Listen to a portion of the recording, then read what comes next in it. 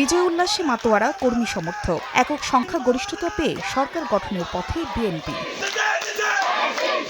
বৃহস্পতিবার রাত থেকেই বেসরকারিভাবে একে একে বিভিন্ন আসনের ফলাফল ঘোষণা করা হয়। বিএনপির বিজয়ী প্রার্থীদের নাম ঘোষণার পরই আনন্দ উল্লাসে মাতেন কর্মী সমর্থকরা।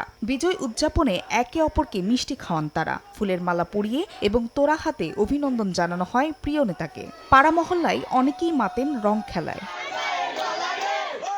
শুক্রবার সকালে নিজ বাসভবনে ঠাকুরগাঁও ১ আসনে বিএনপির বিজয়ী প্রার্থী মির্জা ফখরুল ইসলাম আলমগীর বলেন, জামাতের রাজনীতি মানুষ পছন্দ করেনি বলেই বিএনপি ২/৩ আসন পেয়েছে।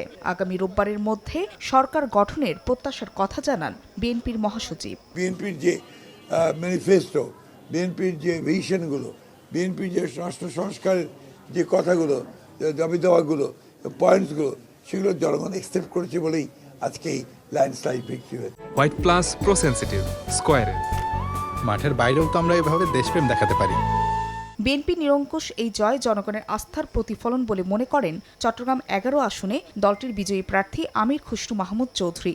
অন্যদিকে নানা প্রতিশ্রুতি দিয়ে বিজয় উদযাপন করেন নেত্রকোনা ১ আসনে জয়ী বিএনপির প্রার্থী ব্যারিস্টার কায়সার কামাল। আমরা একটা নতুন বাংলাদেশ বিনির্মাণ করতে চাই, যে বাংলাদেশে সাম্য, মানবিক অধিকার, সাংবিধানিক অধিকারগুলো বজায় থাকবে। জনগণ যে আস্থা রেখেছে, এটা আমাদের জন্য একটি কঠিন দায়িত্বের মধ্যে ফেলেছে।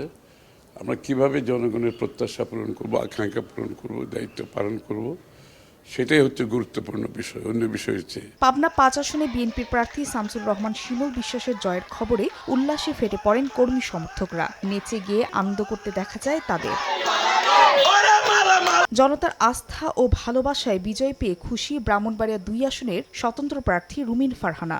যারাই ভালো ফলাফল করেছে, ডেফিনেটলি তাদের প্রতি আমার শুভেচ্ছা থাকবে এবং আশা করব প্রত্যেকেই তার অবস্থান থেকে তার শপথ অনুযায়ী তার যে দায়িত্ব এবং কর্তব্য সেটা তারা পালন করবে।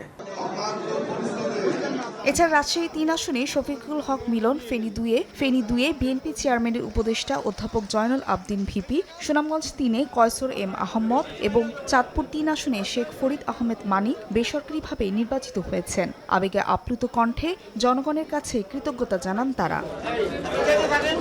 ফাহরিয়া ফারজানা, সময় সংবাদ।